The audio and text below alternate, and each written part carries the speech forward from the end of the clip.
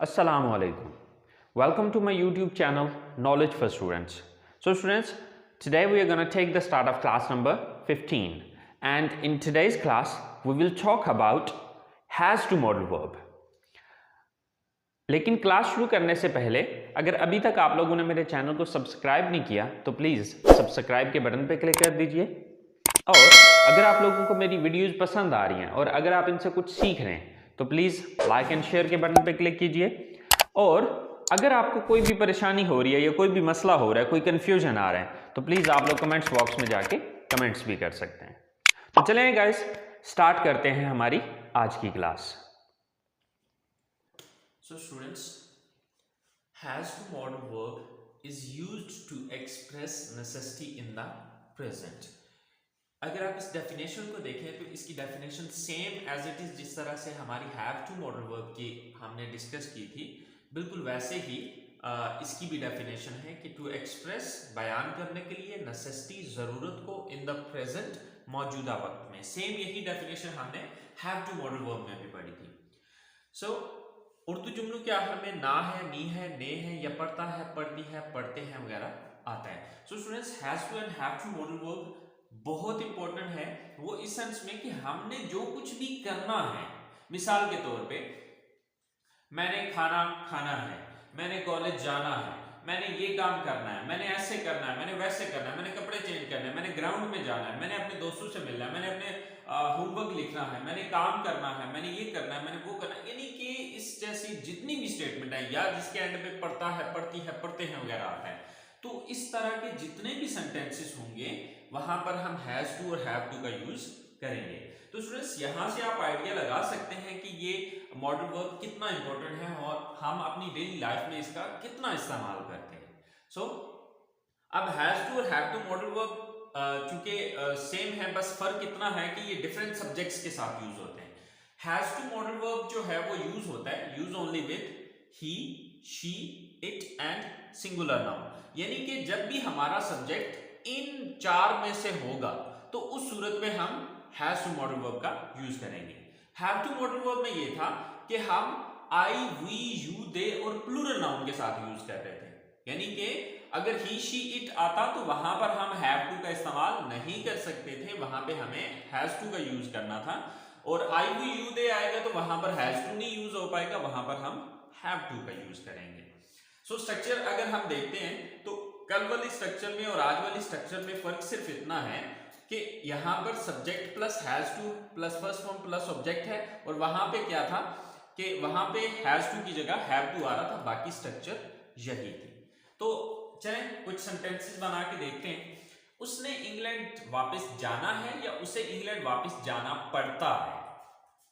सो अब उसने, अब वो एक लड़की भी हो सकती है, वो एक लड़का भी हो सकता है, ठीक है। अब ये डिपेंड करता है सेंटेंस पे कि लड़के के बारे में बात हो रही है या लड़की के बारे में। अगर लड़का है तो ही का वर्ड यूज करें, अगर लड़की है तो फिर आप शी का लफ्ज इस्तेमाल कर लें। सो उसने इंग्लैंड जाना है, सो सब्जेक्ट हमारा क्या है, ही या शी, दोनों में से जो सा मर्जी यूज कर लें। चलें हम ही यूज कर लेते हैं। Then has to, he has to. Then first form of the verb वापस जाना, go back, he has to go back, उसने वापस जाना है, कहां जाना है, इंग्लैंड।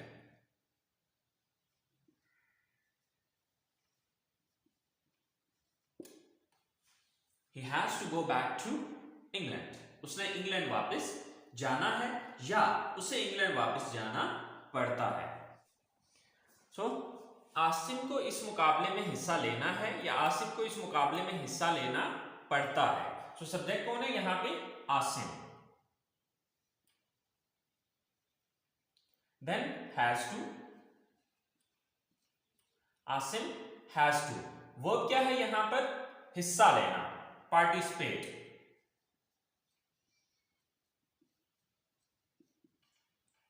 या टेक पार्ट भी आप इसकी जगह यूज कर सकते हैं। पार्टिसिपेट मुकाबले में, in competition.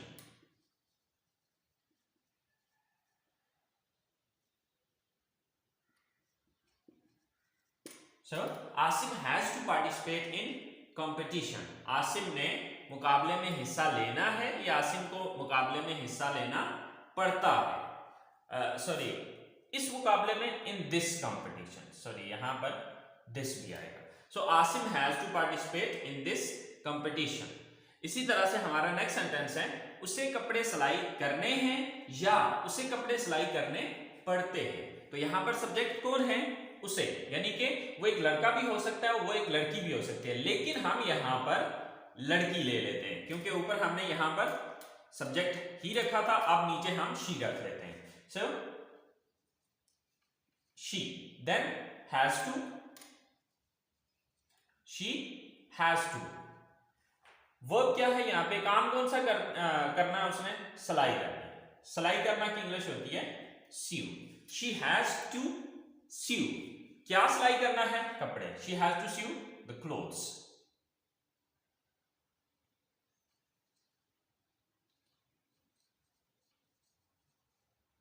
She has to sew the clothes.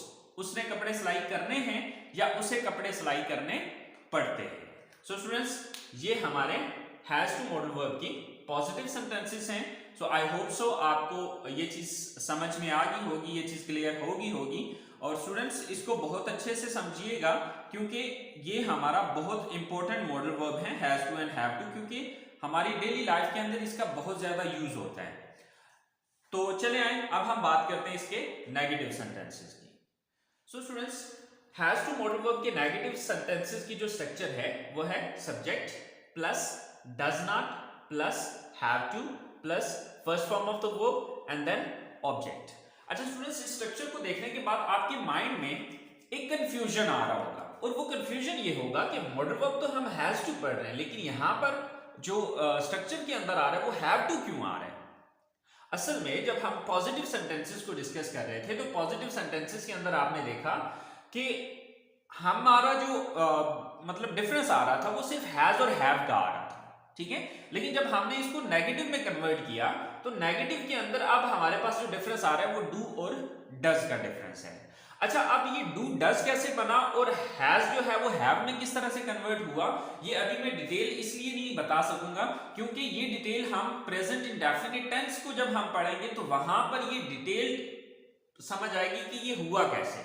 क्योंकि अभी अगर मैं आपको ये चीज बताऊंगा तो आप कंफ्यूज हो जाएंगे, इसलिए फिल वक्त आप इतना ही जहन में रखें कि हमारा जो सेंटेंसेस को डिफरेंशिएट करने के लिए जो हमें जस्ट एक वर्ड का डिफरेंस चाहिए था वो पॉजिटिव सेंटेंसेस के अंदर हैज और हैव का था, लेकिन अब नेगेटिव सेंटेंसेस में डू और डज का डिफरेंस आ रहा है, ठीक है। बकिया इसकी जो डिटेल है वो इंशाल्लाह जब हम प्रेजेंट इंडेफिनिट टेंस डिस्कस करेंगे तो वहां पर इसकी डिटेल आपको समझ आएगी कि डू डज कैसे बना और हैज हैव ने किस तरह से कन्वर्ट हुआ, ठीक है। तो चलें इससे आगे चलते।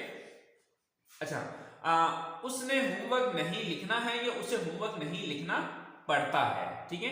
तो अब ये ही भी हो सकता है, शी भी हो सकता है, तो सबसे पहले सब्जेक्ट लगाना है। तो सब्जेक्ट क्या है यहां पे? हम शी ले लेते हैं, she then does not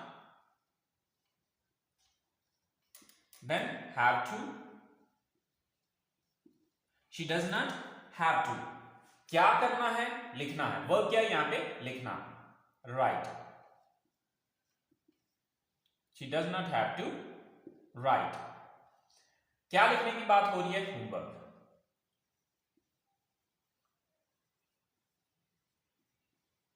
She does not have to write homework.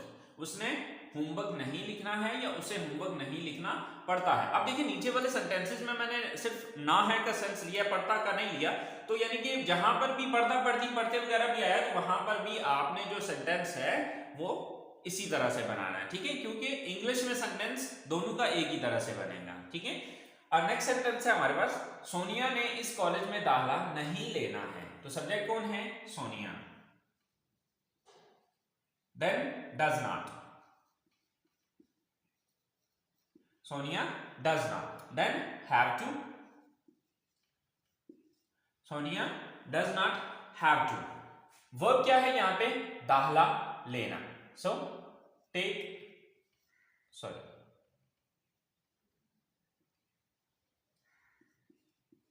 admission,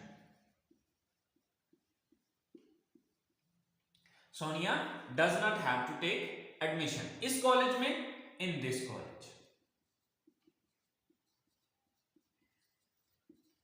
Sonia does not have to take admission in this college, कि सोनिया ने इस कॉलेज में दाखिला नहीं लेना है। ठीक है। अच्छा, नेक्स्ट हमारे पास सेंटेंस है कि उसे आज खरीदो फरोख्त के लिए नहीं जाना है। सो उसे अब हम लेते हैं कि वो मेल भी हो सकता है तो फीमेल भी हो सकती है। अगर मेल है तो ही का वर्ड यूज करेंगे, अगर फीमेल है तो शी का लफ्ज इस्तेमाल करेंगे। तो फिल वक्त अभी हम इसको ही कर लेते हैं। सो ही then does not then have to, then first form of the verb, यहां पर verb क्या है, काम कौन सा करना है, जाना है। she does not have to go, she does not have to go, उसने नहीं जाना है खरीदो फरोख्त के लिए, for shopping। so he does not have to go for shopping, उसे आज खरीदो फरोख्त के लिए नहीं जाना है, सॉरी आज टुडे। अच्छा, टाइम के लिए याद रखिएगा कि ये जो टाइम है या तो सेंटेंस के बिल्कुल लास्ट पे लिखते हैं या फिर बिल्कुल स्टार्ट में लिखते हैं। ठीक है, ज्यादातर हम टाइमिंग जो है वो लास्ट पे रखते हैं। ठीक है। So he does not have to go, sorry have to, he does not have to go for shopping today, उसने आज शॉपिंग के लिए नहीं जाना है। सो ये हमारे हो गए नेगेटिव सेंटेंसेस हैज टू के। सो स्टूडेंट्स, अब जब हम बात करते हैं इंट्रोगेटिव सेंटेंसेस की, तो आई होप सो आपको पता चल गया होगा कि इंट्रोगेटिव सेंटेंसेस में हमने क्या करना है।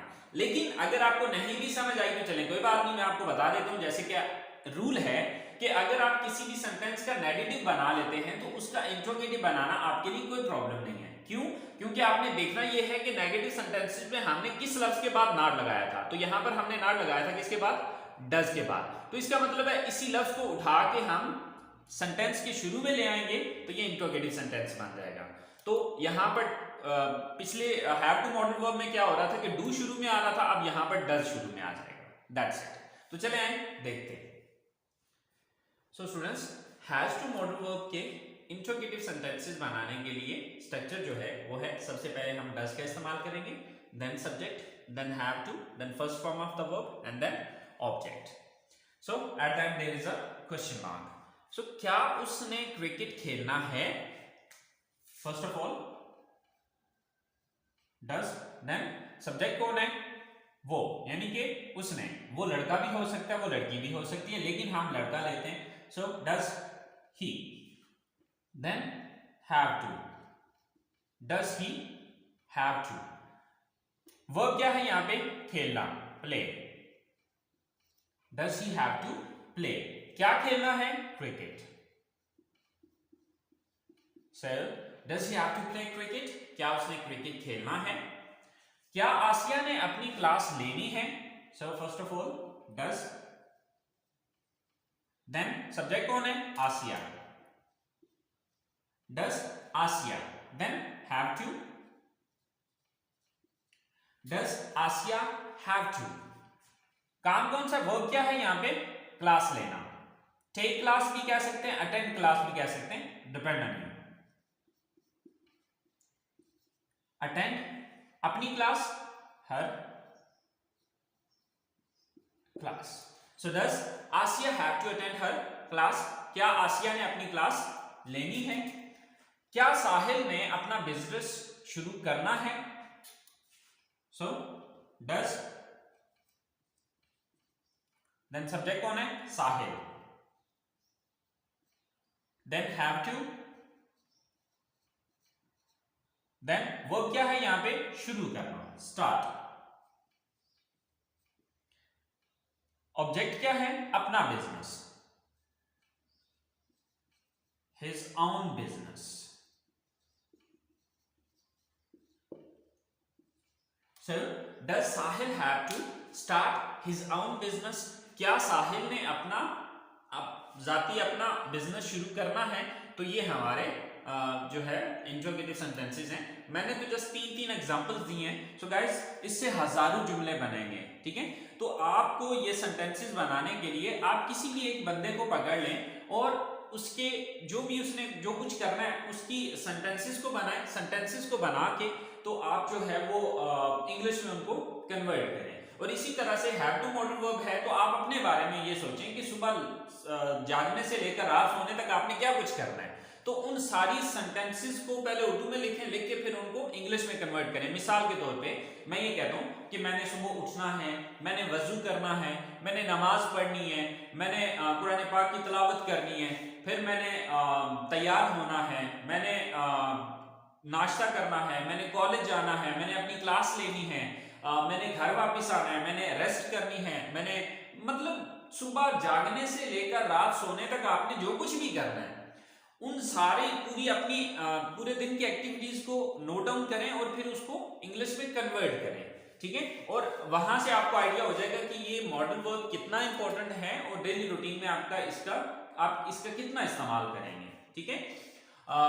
सेकेंडली हमारी क्लास का अब एंड है, तो अगर आपको कोई भी चीज समझ नहीं आ रही है तो प्लीज यार आप लोग कमेंट्स बॉक्स में जाके कमेंट्स कीजिए। इंशाल्लाह I will try my level best कि आपका कंफ्यूजन जो है वो जितना अच्छे से क्लियर कर सकूं, ठीक है। तो दुआओं में याद रखिएगा। इंशाल्लाह जिंदगी रही तो नेक्स्ट क्लास में आपके साथ मुलाकात होगी। अभी तक के लिए अल्लाह ने